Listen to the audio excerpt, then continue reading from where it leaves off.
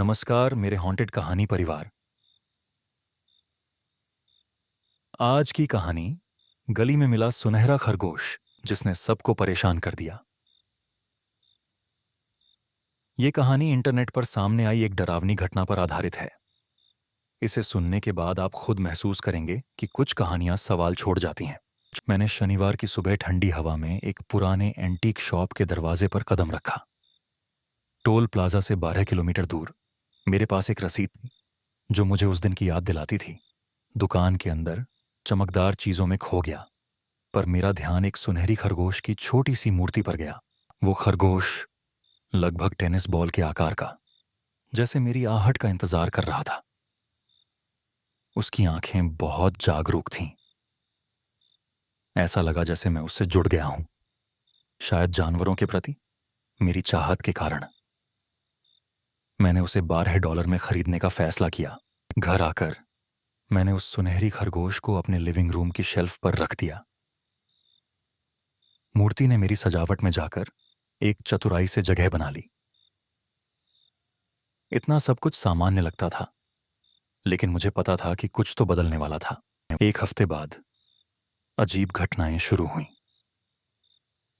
Phone पर एक दोस्त से बात कर रहा था जब अचानक एक अजीब सी आवाज आई। वो आवाज उस शेल्फ से थी जहां मैंने खरगोश रखा था। मैंने सोचा, शायद ये हवा की साजिश है या मेरी कल्पना का खेल। लेकिन अगले दिनों में चीजें और भी अजीब होती गईं। मेरे पास से छोटी छोटी चीजें गायब होने लगीं, जैसे कि मुझे अपनी चाबियां मिल नहीं रही थी। मैंने उन घटनाओं को नजरअंदाज किया, पर अंदर से एक असुरक्षा का एहसास हो रहा था। एक दिन मैंने देखा कि खरगोश की मूर्ति अपनी जगह से हिल गई है। ये मुझे और भी चौंका गया। मैंने अपने विचारों को एक डायरी में लिखना शुरू कर दिया, समय और घटनाओं का रिकॉर्ड रखने के लिए। वो डायरी अब मेरा साथी बन गई। मैंने डायरी में एक प्रविष्टि दर्ज की जो खरगोश के घर में आने के एक सप्ताह बाद की थी। उसी दिन मैंने सीसीटीवी फुटेज भी चेक किया। वीडियो में मैं अकेला था, लेकिन मुझे महसूस हुआ कि कोई और मौजूद था, एक साया जो अब भी वहां था। दिन बीतते गए और मेरी डायरी में अजीब बातें लिखी होती रहीं। एक रात मुझे नींद में खरगोश की मूर्ति के पास एक गहरी छाया दिखाई दी। मैं समझ नहीं पाया कि क्या यह सच था या मेरे सपनों का असर था। मेरे सहकर्मी के बारे में चर्चा करते हुए उस नाम को मैंने फिर से याद किया जो पहले ही मेरे दिमाग में घूम रहा था। अचानक जैसे ही मैं उस सहकर्मी का नाम लिया, मेरी नजर खरगोश पर पड़ी। मूर्ति अब मुझे और अजीब लगने लगी थी। एक बार मैंने पलटकर देखा, खरगोश अब और भी करीब आ गया था। यह मेरे लिए एक चेतावनी थी। मैंने ये सोचते हुए अपनी डायरी खोली कि क्या यह सब सिर्फ मेरे दिमाग का खेल था या सच में कुछ गंभीर हो रहा था। मेरी डायरी के अगले पन्ने में मैंने देखा कि जो कुछ मैंने लिखा वो पहले से एक जैसा था, जैसे कोई अपनी कहानी बार बार दोहरा रहा हो। अब मेरे मन में और भी सवाल उठने लगे थे। क्या यह खरगोश मुझे कुछ बताने आया है? एक रात अचानक बिजली चली गई, मोबाइल का नेटवर्क भी कट गया। मैं अपनी डायरी में लिखने लगा और तभी मेरे फोन की स्क्रीन पर एक अनजान व्हाट्सएप ओटीपी दिखाई दिया। वो कोड मुझे याद नहीं था। अगली सुबह मैंने सीसीटीवी फुटेज की जांच की। एक और वीडियो में वही साया फिर से था, लेकिन इस बार वो सीधे सुनहरी खरगोश को देख रहा था। यह क्या था? मेरे दिमाग में हजारों सवाल थे। मैंने अपने सहकर्मी से बात की और उसने अचानक चौंकाने वाली बात कही।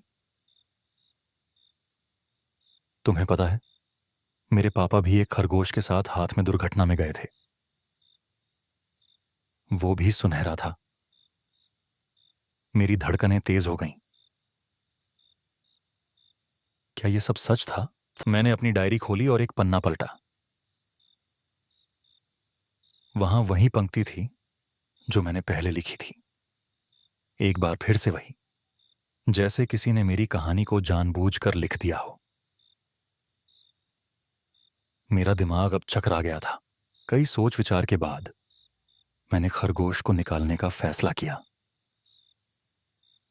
जैसे ही मैंने उसे हाथ में लिया, मेरे मन में एक ठंडी सांस महसूस हुई।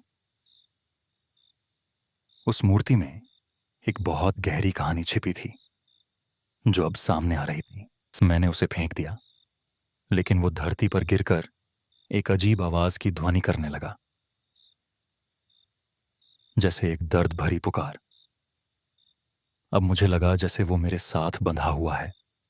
मेरे भाग्य से जब मैंने अपनी आंखें खोलीं तो देखा कि खरगोश फिर से वहीं था, लेकिन अब उसके चेहरे पर एक मुस्कान थी। क्या तुम फिर से मेरा नाम लोगे? उसकी आवाज मेरे कानों में गूंज गई।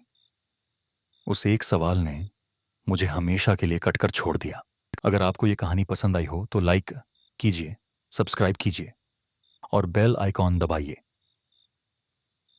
कमेंट में अपनी हॉन्टेड कहानी जरूर लिखिए।